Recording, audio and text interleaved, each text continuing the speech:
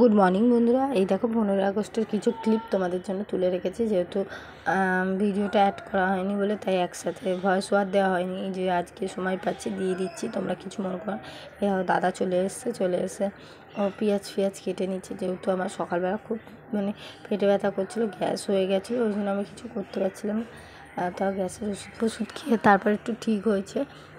পেঁয়াজ কাটা হয়ে গেলে আলুটা ভেজে নিচ্ছে, যেহেতু দিদি দেরি করে আসবে। তা বলছে আগে মাংসটা করে নিই, যেহেতু দিদি মাংস খেতে চায় না, ও নিরামিষ খায়। নিরামিষ মাছ খায়, মাংসটা খায় না, ওই জন্য আগে করে নিচ্ছে। ও এসে বলছে দে আমি করে নিই। যে আলুটা ভেজে তুলে নিচ্ছে। আলুটা ভাজা হয়ে গেলে এবার পেঁয়াজগুলো ফোড়ন দিয়ে দেবে। দেখো ফোড়ন দিয়ে দিচ্ছে। আর কি না তেজপাতা আরও কী গরম মশলা এলাচ দিয়ে করছে। দেখো মাংসটা আমি পাশে ধুয়ে নিচ্ছি, যেহেতু মাংসটা ধুতে টাইম লাগে, জানি তো। মাংসতে রক্ত থাকে, ওটা ধুতে টাইম লাগে। ওটা না তাড়াতাড়ি করে ধুলে হবে না, তাড়াতাড়ি কি একটু ভালো করে না ধুলে হবে না।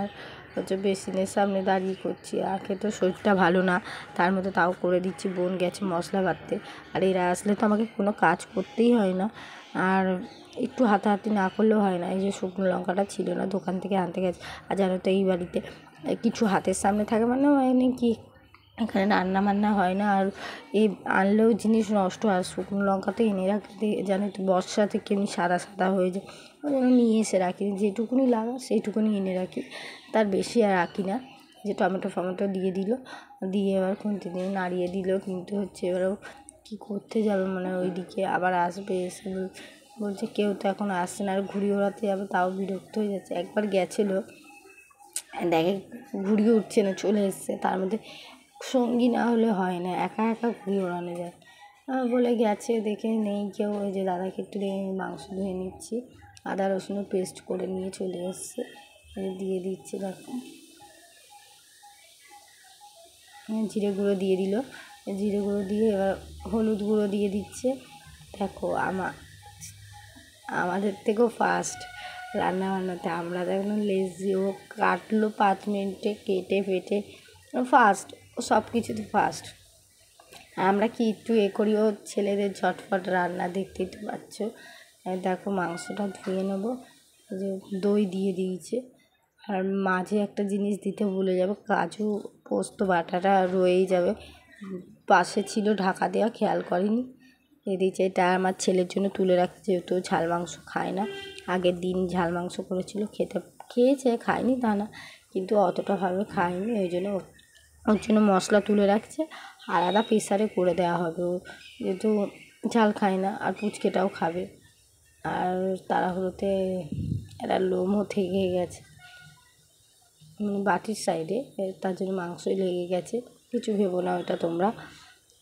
মাংসটা কষতে দিয়েছে, এই যে এবার দেখো। আর কড়াটাও খুব বড়, আমাদের তো কড়া গ্যাসে একটু গ্যাসের সামনে আছে, জানলাটা রয়েছে। এই দেখো আমার ছেলেকে আর ওকে খেতে দিচ্ছে, আগে একটু ক্লিপটা নেওয়া হয়ে গেছে। আর এখানে এই যে বোন সবজি খাচ্ছে, যে পুচকি এসে গেছে, সারা ঘর লেতুর করছে। এই যে রাইসটা সাজিয়ে নিয়েছে, এটা আগের ভিডিও। রাইসটা সাজিয়ে নিচ্ছে দিদি আর বোন। দেখো একবার করে ভাত দিচ্ছে, একবার করে সবজি দিচ্ছে, মশলা দিচ্ছে। দেখো আমাদের এইভাবেই রাইসটা করলো, যেহেতু বড় জায়গা গামলা রয়েছে বলে এরকম করলো, নয়তো অন্যভাবে করতো, কিন্তু এটাই সুবিধা হলো করতে একভাবে। তোমরা যদি এরকম করো আরও দেখবে সুবিধা। আর ঘি যদি দিতে চাও, একটু বেশি করে ঘি দিয়ে ভালো টেস্ট লাগবে খেতে। দিদি যেহেতু ঘি খায় না, ঘিটা কমই দেওয়া হচ্ছে, ঘিও খায় না। দেখো তোমরা লাস্টে দেখবে ঘিটা কেমনিভাবে দেবে, কিন্তু ঘি দিতে চাও না, তারপর বোন লাস্টে গ্যাসে বসিয়ে ঘি দেবে।